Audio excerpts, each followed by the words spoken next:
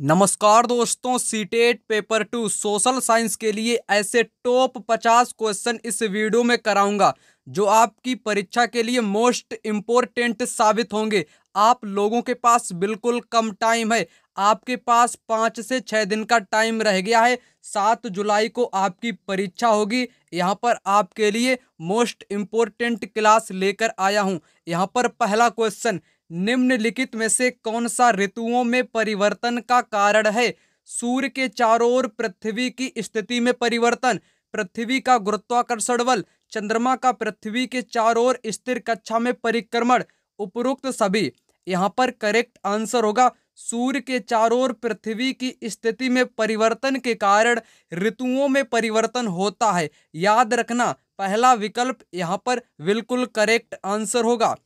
चलिए यहाँ पर बात करेंगे अगले प्रश्न की। यहाँ पर आ चुका है, कहता है कि भारत में जाति व्यवस्था निम्नलिखित में से क्या दर्शाती है? जाति व्यवस्था भेदभाव को भी दोस्तों दर्शाती है। पदानुक्रम, पदानुक्रम जो होता है उसको भी जाति व्यवस्था यहाँ पर दर्शाती है। विविधता, विविधता को क्या जाति व्यवस्था दर्शाती है? नहीं दर्शाती है। पूर्वाग्रह को भी जाति व्यवस्था दोस्तों दर्शाती है। यहाँ पर करेक्ट आंसर आपके ए बी डी किस ऑप्शन में है? थर्ड विकल्प में है। ए बी डी यहाँ पर करेक्ट आंसर होगा।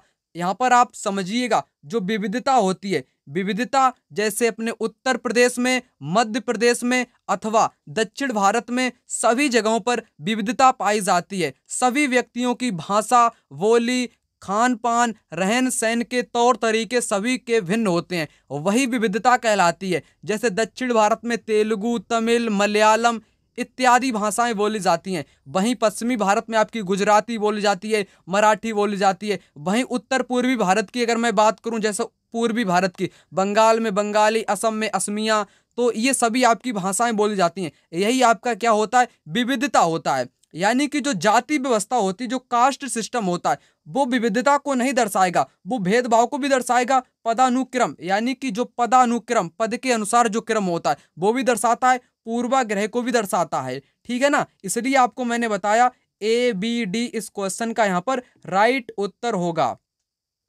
आपको समझ में आ चुका होगा। यहाँ पर बात करेंगे अगले प्रश्न की।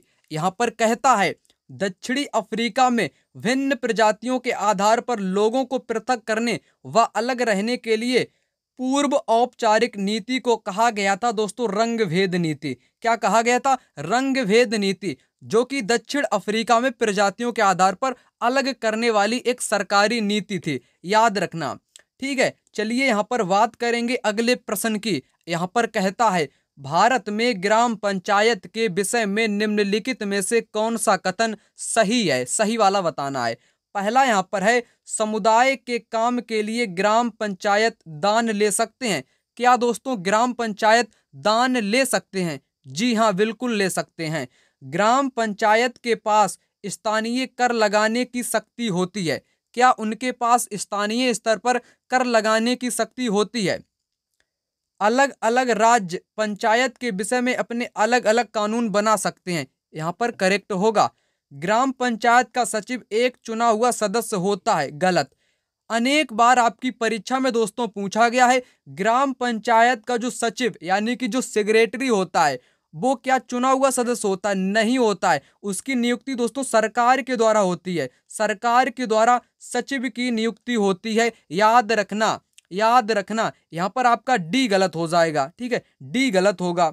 यहाँ पर आपका राइट उत्तर होगा ए बी सी। कौन सा? ए बी और सी इस क्वेश्चन का राइट आंसर होगा। डी यहाँ पर गलत हो जाएगा।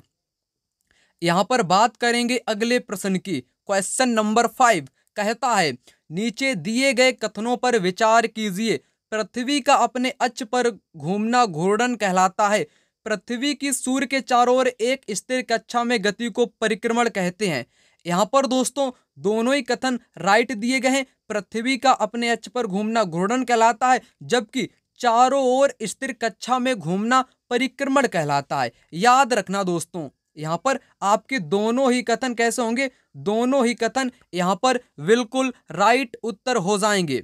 यहाँ पर आ चुका है आपका अगला प्रश्न। यहाँ पर देखते हैं क्वेश्चन नंबर 6 को, जो कि निम्नलिखित में से कौन सा भारतीय धर्म निरपेक्षता के संबंध में सही है? सही कथन आपको बताना है। राज्य धर्म, यहां पर है राज्य का हस्तक्षेप धर्म में संभव है। बिल्कुल, क्या संभव है? जी संभव है, यहां पर संभव है। राज्य धार्मिक मामलों में हस्तक्षेप नहीं कर सकता। कर सकता है दोस्तों, परंतु नहीं के कारण यहां पर गलत हो जाएगा। धर्म से सैद्धांतिक दूरी बनाए रखना, ये भी यहां पर करेक्ट होगा।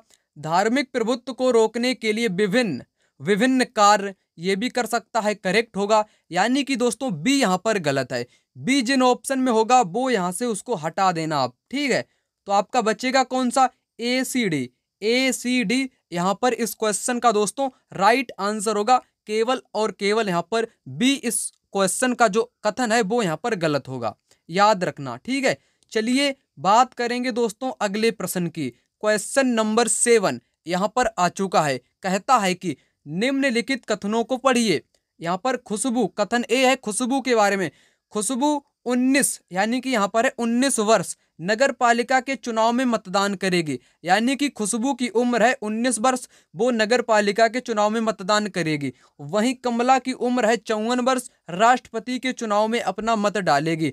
सार्वभौमिक वयस्क मताधिकार के संबंध में वैध वैध विकल्प चुनिए। ए वैध है, बी वैध है, दोनों वैध है या कोई नहीं वैध है? आप लोगों को पता होगा जिसकी भी उम्र 18 वर्ष से अधिक हो चुकी होगी वो वोटिंग कर सकता है, मतदान कर सकता है। नगर पालिका के चुनाव होते हैं, ठीक है, उसमें मतदान कर सकता है कोई भी व्यक्ति। परंतु 54 वर्ष की जो कमला महिला है, ठीक है, वो क्या राष्ट्रपति का चुनाव करेगी? राष्ट्रपति का चुनाव आम जनता नहीं करती है, ठीक है, अप्रत्यक्ष रूप से इनका चुनाव होता है, ठीक है। तो राष्ट्रपति का चुनाव आपके कैसे होता है आप लोग जानते होंगे। जैसे हम तो चुन नहीं सकते राष्ट्रपति को, ना ही आप राष्ट्रपति को चुन सकते हो, वही बात यहाँ पर लागू होती है। यहाँ पर ए कथन राइट होगा, बी गलत होगा। केवल और केवल ए वैध है। ए यहाँ पर आपका वैध होगा, ठीक है। यहाँ पर बात करेंगे क्वेश्चन नंबर 8 की। ग्लोब को दो बराबर भागों में बांटने के लिए खींची गई काल्पनिक रेखा को कहा जाता है। ग्लोब, यहाँ पर आप समझिएगा, ग्लोब की बात कही गई है। यहाँ पर ले लेते हैं एक ग्लोब को, ठीक है, ये आपका है ग्लोब। इसको बीच बीच से एक रेखा काटती है जिसको क्या बोलते हैं? भूमध्य रेखा बोलते हैं। क्या बोलते हैं? भूमध्य रेखा। इसका दूसरा नाम क्या है? विषुवत रेखा। इसी को बोलते हैं विषुवत रेखा। यहाँ पर करेक्ट आंसर होगा विषुवत रेखा। भूमध्य रेखा को बोला जाता है विषुवत रेखा।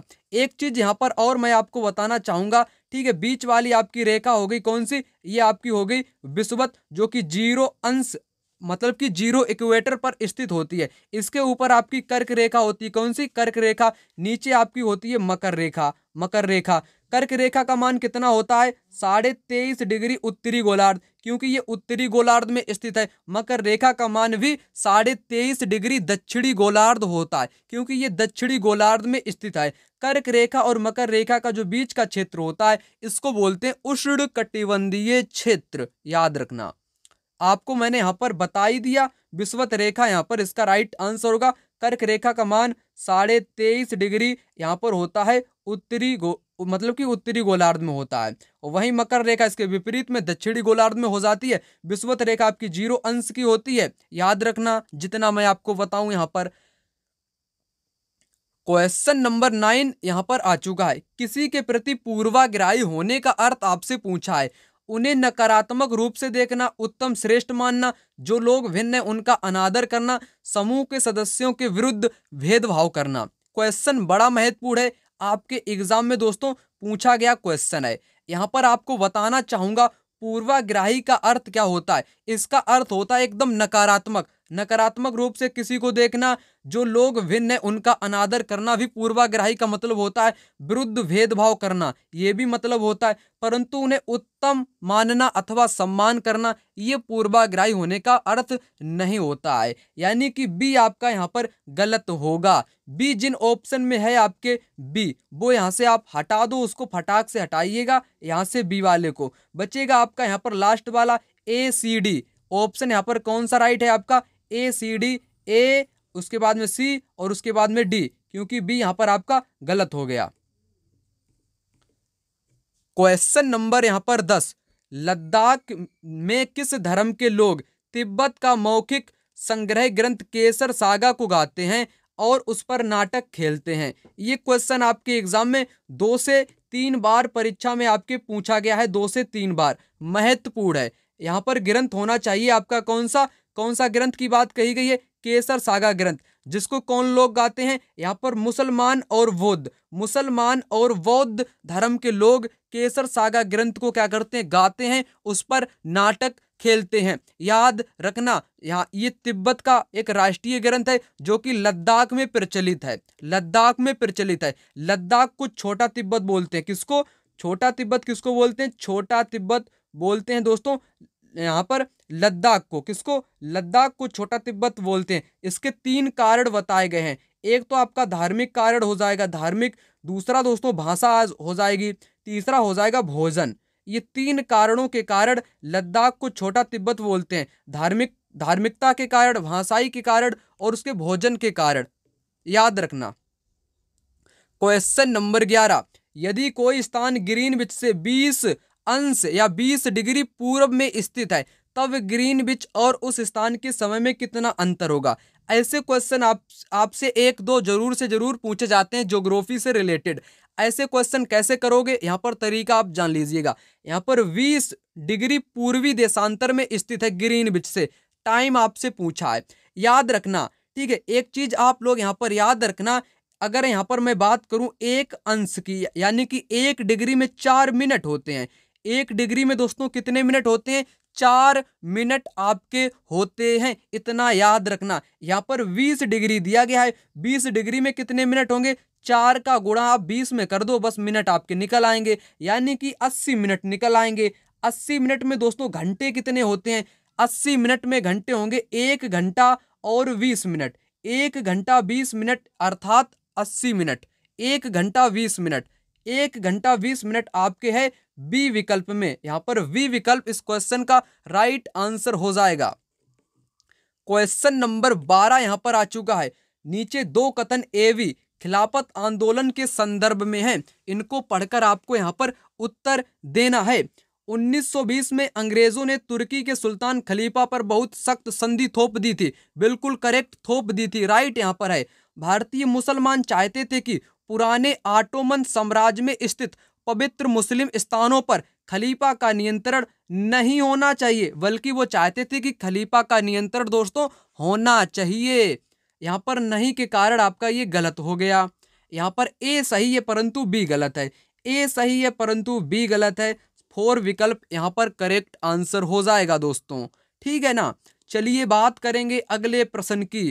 क्वेश्चन नंबर 13, महाजनपदों के राजाओं शासकों ने नियमित रूप से कर वसूले, निम्नलिखित में से कौन से स्रोत थे?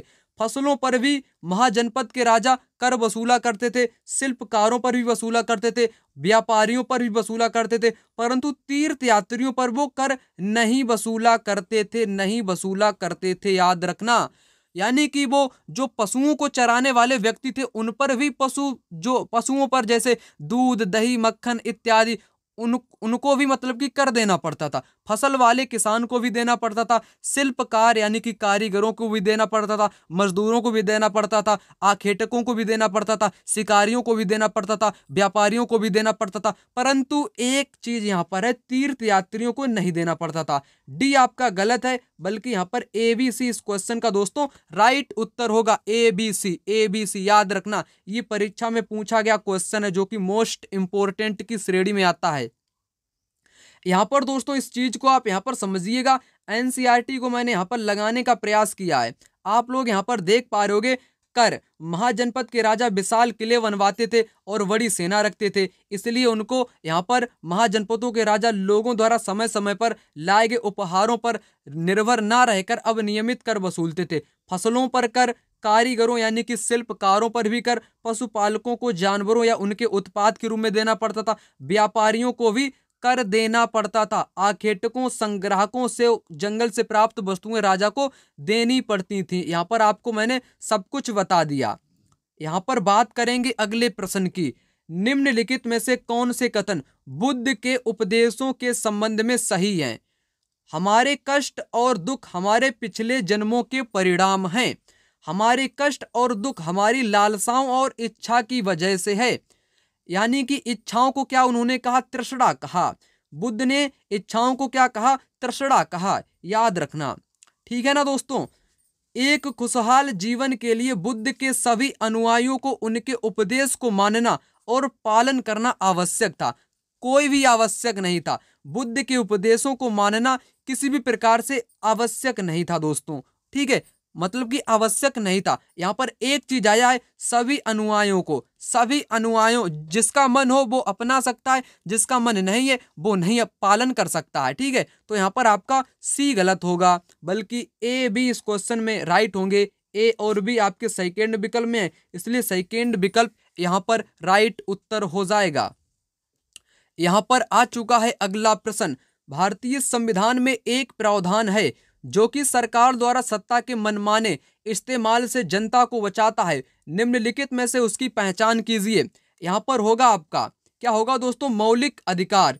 क्या होने चाहिए? मौलिक अधिकार, ठीक है, मौलिक अधिकार जो कि सरकार के सत्ता के मनमाने इस्तेमाल से जनता को बचाता है। यहां पर बात करेंगे दोस्तों 16 नंबर के क्वेश्चन की। सतत पोषणीय विकास के बारे में निम्नलिखित कथनों पर विचार कीजिए। यहां पर है, सतत पोषणीय विकास का तात्पर्य संसाधनों का अधिकतम दोहन करना। क्या दोस्तों अधिकतम दोहन करोगे संसाधनों का? नहीं, सतत पोषणीय मैंने आपको बताया है, ऐसे संसाधन का प्रयोग करो कि आने वाली पीढ़ियां भी इन संसाधनों का उपयोग कर सके। इसलिए इनका अधिकतम दोहन नहीं करोगे बल्कि बचाओगे। सतत पोषणीय विकास के अभाव में अनवीकरण संसाधन निश्चित रूप से शीघ्र समाप्त हो सकते हैं। बिल्कुल दोस्तों समाप्त हो सकते हैं, ठीक है। तो यहां पर आपके केवल बी सही है, केवल बी सही है, ए गलत है। यहां पर 4 विकल्प इस क्वेश्चन का राइट जवाब होगा। यहां पर आ चुका है अगला प्रश्न।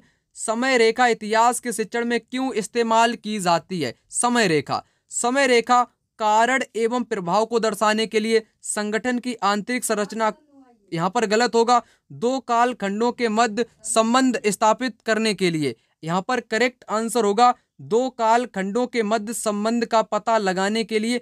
ऑप्शन नंबर 3 यहां पर राइट आंसर हो जाएगा। यहां पर दोस्तों करेक्ट आंसर मैंने आपको बताया, दो काल खंडों के मध्य संबंध पता करने के लिए। यहां पर बात करेंगे क्वेश्चन नंबर 18 की। निम्न कथनों पर विचार कीजिए। मिश्रित कृषि में भूमि का उपयोग भोजन एवं चारे की फसल उगाने, पशुपालन हेतु किया जाता है। बिल्कुल करेक्ट। स्थानांतरित कृषि मुख्यतः उत्तर पूर्वी क्षेत्रों में प्रचलित है। करेक्ट। एक बात यहां पर याद रखो, जो मिश्रित कृषि होती है उसमें आपके भोजन वाली फसल, चारे वाली फसल, उसके साथ पशुपालन भी, ये तीनों आपके किए जाते हैं। स्थानांतरित कृषि को झूम कृषि भी बोलते हैं, जो कि उत्तर पूर्वी क्षेत्र में प्रचलित है। यहाँ पर दोनों ही आपके राइट दिए गए हैं, दोनों आपके यहाँ पर दोस्तों राइट आंसर हो जाएंगे। यहाँ पर बात करेंगे क्वेश्चन नंबर 19 की। निम्नलिखित में से कौन विषैले खतरनाक उद्योगों और कार्यस्थल के उदाहरण हैं? यहाँ पर दोस्तों जहाज तोड़ने का जो उद्योग होता है ये सबसे खतरनाक होता है, ठीक है, खतरनाक आपका होता है। कीटनाशक बनाने के उद्योग भी खतरनाक होते हैं। यहाँ पर बी और सी इस क्वेश्चन का राइट आंसर होना चाहिए, अथवा यहाँ पर आपका केवल और केवल बी भी यहाँ पर हो सकता है, जहाज तोड़ने वाले उद्योग, ठीक है। यहाँ पर याद रखना। यहां पर क्वेश्चन नंबर 20 की बात करूं, अक्षांशों के बारे में निम्नलिखित कथनों पर विचार कीजिए। निम्नलिखित में से कौन सा यहां पर सही है? हमने आपको क्या बताया था, जो आपकी मकर रेखा होती है वो दक्षिणी गोलार्ध से होकर गुजरती है, जिसका मान कितना होता है? 23.5 डिग्री दक्षिणी गोलार्ध में होता है। ये यहाँ पर आपका गलत दिया गया, 23.5 दक्षिण में आपकी मकर रेखा होती है। यहाँ पर ये भी गलत है, कर्क रेखा आपसे उत्तरी गोलार्ध से होकर गुजरती है। कहाँ से गुजरती है? उत्तरी गोलार्ध से गुजरती है। करेक्ट यहाँ पर थर्ड वाला होगा। यहाँ पर दोस्तों आ चुका है 21 नंबर का क्वेश्चन। निम्नलिखित में से कौन से पुरापाषाण स्थल से चूना पत्थर से बने औजार मिले हैं? चूना पत्थर से बने औजार जो मिले हैं वो मिले हैं हुंसगी। हुंसगी ये आपका है कर्नाटका में। कहाँ पर? कर्नाटका में है। इनाम गांव कहाँ पर है? महाराष्ट्र में है। घोड़ नदी के किनारे है, पुणे में है, याद रखना।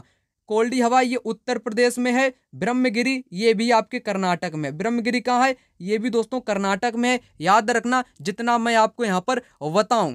चलिए बात करेंगे अगले प्रश्न यानी कि 20 नंबर के क्वेश्चन की। निम्नलिखित कॉलम का मिलान करना है आपको। रोलेट एक्ट 1919 में सभी लोग जानते होंगे। पूर्ण स्वराज की मांग 1929 में की गई थी लाहौर अधिवेशन में। किसमें? लाहौर अधिवेशन में की गई थी। दांडी मार्च आपकी 1930 में। असहयोग आंदोलन 1921 में। यहां पर मैंने आपको बता दिया है मिलान करके पूरा का पूरा। ठीक है, चलिए यहां पर बात करेंगे अगले प्रश्न यानी कि 23 नंबर के क्वेश्चन की। तटीय क्षेत्रों में समुद्री गुफाएं बनती हैं। समुद्री गुफाओं के निर्माण के लिए उपयुक्त कारण का चयन करें। समुद्री गुफाएं ये दोस्तों जो बनती हैं, ये बनती हैं तरंगों द्वारा अपर्दन एवं निक्षेपण से। समुद्री तरंगों द्वारा जो अपर्दन होता है, निक्षेपण होता है, उससे यहाँ पर निर्माण होता है। यहाँ पर आप इस आकृति को देख पा रहे होगे। समुद्री तरंगेकार समुद्री तरंग के अपर्दन एवं निक्षेपण से स्थलाकृतियां बनाते हैं जो कि लगातार काटती रहती है, उसको बोलते हैं समुद्री गुफा। यहाँ पर उसके समुद्री गुफा के बाद तटीय मेहराव का निर्माण होता है। उसके बाद एक दीवार सी बची रहती है जिसको स्टैग बोलते हैं, याद रखना। चलिए बात करेंगे अगले प्रश्न की। यहाँ पर आपको करना क्या है? मिलान करना है। मैंने आपको कई बार बताया है, यहाँ पर इसको थोड़ा जूम करके आपको बताना चाहूंगा। ओजोन परत किसमें पाई जाती है? समताप मंडल में पाई जाती है। मौसम की घटनाएं किसमें होती हैं? क्षोभ मंडल में होती हैं। रेडियो वाली तरंगें आपकी वायुमंडल में होती हैं। पतली वायु बहिर्मंडल में होती है। एक एक करके यहाँ पर बता देता हूँ। ओजोन परत का मिलान होगा यहाँ पर समताप मंडल के साथ। पतली वायु किसमें पाई जाती है? ये आपके बहिर्मंडल में पाई जाती है। ठीक है, रेडियो वाली तरंगे किसमें होंगी दोस्तों? ये आपके बाह्य वायुमंडल में होंगी। और मौसम वाली घटनाएं कहां पर होंगी? ये आपकी क्षोभ मंडल में होंगी। इतना याद कर लो, बस आपका काम तमाम यहां पर हो जाएगा। ठीक है, तो यहां पर मैं आपको जल्दी से जल्दी बताने का प्रयास करता हूं। क्वेश्चन नंबर 25, निम्नलिखित में से ग्लोब के बारे में सही कथन। ग्लोब पर अक्षांश देशांतर खिंचे हैं, बिल्कुल खिंचे हैं। यह अपने अक्ष पर झुकी हुई अवस्था में है, बिल्कुल। यह पृथ्वी का वास्तविक प्रतिरूप है, बिल्कुल करेक्ट। यह अंडाकार आकृति में नहीं है, बल्कि ये कैसी है? ये ध्रुवों पर कैसी है दोस्तों? ध्रुवों पर ये है आपकी चपटी। और बीच में कैसी है? बीच में कैसी है? मैंने आपको बताया उभरी हुई है बीच में। ठीक है, तो याद रखना यहाँ पर डी गलत है, बाकी सभी राइट हैं। डी गलत है, यहाँ पर होगा आपका ABC। ABC इस क्वेश्चन का राइट आंसर होगा। क्वेश्चन नंबर 26, राज्यपाल के संदर्भ में यहाँ पर विकल्प आपको बताना है। राज्यपाल राज्य का मुखिया कहलाता है, बिल्कुल करेक्ट। राज्यपाल की नियुक्ति राज्य सरकार द्वारा की जाती है, बिल्कुल गलत, बल्कि केंद्र सरकार के द्वारा की जाती है। चुनाव के बाद राज्यपाल मुख्यमंत्री और अन्य मंत्रियों की नियुक्ति करता है, बिल्कुल करेक्ट करता है। बी यहाँ पर गलत है। यहाँ पर आपका कौन सा राइट होगा? ए और सी। ए सी किस में है आपके? ए सी है आपके थर्ड विकल्प में। थर्ड वाला यहाँ पर राइट आंसर हो जाएगा।